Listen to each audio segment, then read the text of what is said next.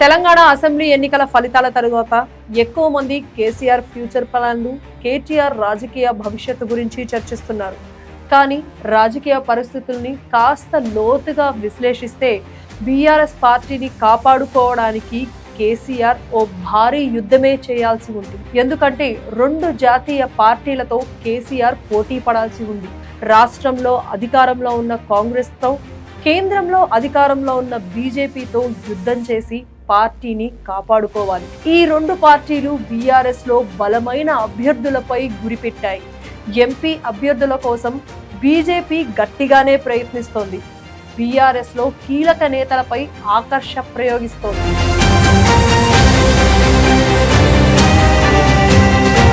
ఉత్తర తెలంగాణలో 3వ స్థానానికి పడిపోయిన బీఆర్ఎస్, బలంగా తెరపైకి వచ్చిన బీజేపీ. బీఆర్ఎస్ ను ఎంత బలహీనంగా చేస్తే అంత బలపడుతున్న బీజేపీ.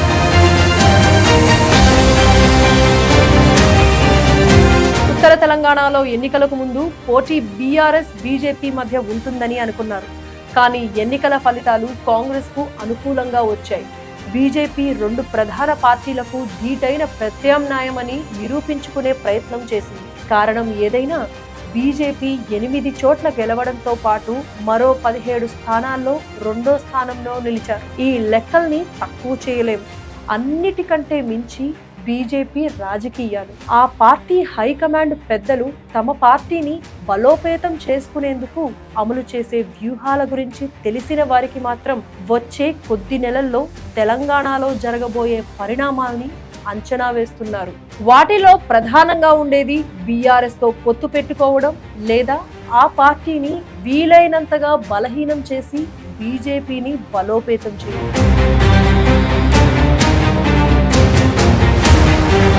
ఎమ్మెల్యేలు ఎంతమంది బీఆర్ఎస్ లో ఉంటారో చెప్పడం కష్టం. 2 జాతీయ పార్టీల మధ్య నలిగిపోనున్న బీఆర్ఎస్ అభివృద్ధి కోసం మార్పు అనే నినాదం రెడీ.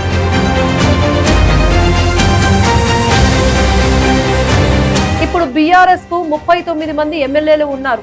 నిజానికి ఇది మంచి బలమే. 119 స్థానాలున్న అసెంబ్లీలో 39 స్థానాలతో అధికార పక్షంపై గట్టిగా పోరాడవచ్చు. కానీ ప్రస్తుత రాజకీయాలు ఎలా మారిపోయాయి అంటే ఆ 39 మంది ఎమ్మెల్యేల్లో ఎంతమంది పార్టీలో ఉంటారు, ఎంతమంది అభివృద్ధి కోసం ఇతర పార్టీల్లోకి వెళ్తారన్నది సస్పెన్స్ గానే ఉంది. బీఆర్ఎస్ కు పోటీగా 2 జాతీయ పార్టీలు ఉన్నాయి. ఒకటి రాష్ట్రంలో అధికారంలో ఉంది, మరొకటి కేంద్రంలో అధికారంలో ఉంది. ఈ 2 పార్టీలను కేసీఆర్ ఎదుర్కోవాల్సి ఉంది. ప్రస్తుతం బీఆర్ఎస్ తరఫున గెలిచిన ఎమ్మెల్యేల్లో వీరి విధేయులు తక్కువే. ఉమ్మడి రంగారెడ్డి, హైదరాబాద్ నుంచి గెలిచిన వారిలో పద్మారావు లాంటి వారు తప్ప అందరూ ఇతర పార్టీల్లో గెలిచి బీఆర్ఎస్ లో ఫిరాయించి వచ్చిన వారే. అధికార పార్టీ అన్న కోణంతో బీఆర్ఎస్ లో చేరిన వారే. ఇప్పుడు వారిపై ఆ స్థాయిలో ఒత్తిడి వస్తే మళ్లీ అభివృద్ధి కోసం అధికార పార్టీ అనే కాన్సెప్ట్ ఎంచుకోరని ఏమీ లేదు.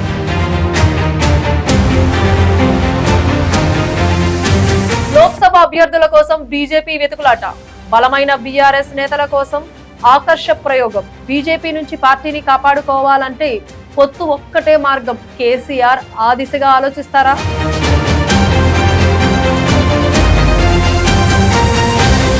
బీజేపీ కూడా తన వంతు ప్రయత్నం చేస్తోంది. బీజేపీకి ఇప్పుడు మొదటి టాస్క్ లోక్సభ ఎన్నికలు.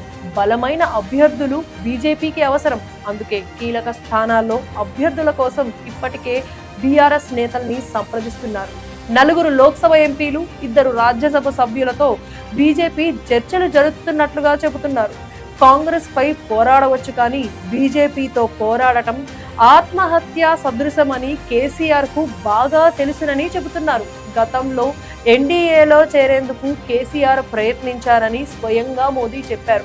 ఆయనను చేర్చుకునేది లేదని, ఇది తన గ్యారంటీ అని ఎన్నికల ప్రచారంలో కూడా ప్రకటించారు. కానీ దక్షిణాది నుంచి ఓ బలమైన మిత్రపక్షాన్ని బీజేపీ కోరుకుంటోంది. ఒకవేళ బీఆర్ఎస్ ను చేర్చుకోవాలి అనుకుంటే తిరస్కరించే అవకాశం బీఆర్ఎస్ పెద్దల్లో ఉండదు. కొంత ప్రొటెక్షన్ కోసమైనా అంగీకరించక తప్పదని రాజకీయ వర్గాల నిశ్చిత అభిప్రాయం.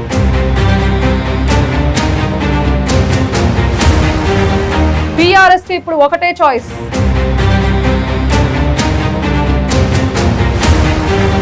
ఎన్నికలకు ముందు ముందు వరకు బీఆర్ఎస్ కు 2 చాయిస్లు ఉన్నాయి. 2 పార్టీల్లో దేనితోనైనా కలిసే అవకాశం ఉంది. కానీ ఇప్పుడు తెలంగాణలో కాంగ్రెస్ అధికారంలోకి రావడం వల్ల ఆ పార్టీతో కలిసే అవకాశం ఉండదు. అలా కలిస్తే నేరుగా బీజేపీ నోట్లో చిక్కుకున్నట్లే అన్న అభిప్రాయం కూడా వినిపిస్తోంది. కేసీఆర్ కు ఇప్పుడు 2 ఆప్షన్లు ఉన్నాయని, అందులో ఒకటి ఒంటరిగా 2 జాతీయ పార్టీలతో ఫైట్ చేయడం, రెండోది బీజేపీతో కలవడం. 2 ఆప్షన్లు కూడా 2 వైపులా పదులున్న కత్తుల్లాంటివే. కాదనుకుంటే బీఆర్ఎస్ నేతల్ని 2 పార్టీలు పంచుకుంటాయి. బీజేపీ ఎంపీ అభ్యర్థులు ఎక్కువగా బీఆర్ఎస్ నేతలే అయినా ఆశ్చర్యపోవాల్సిన పనే లేదు.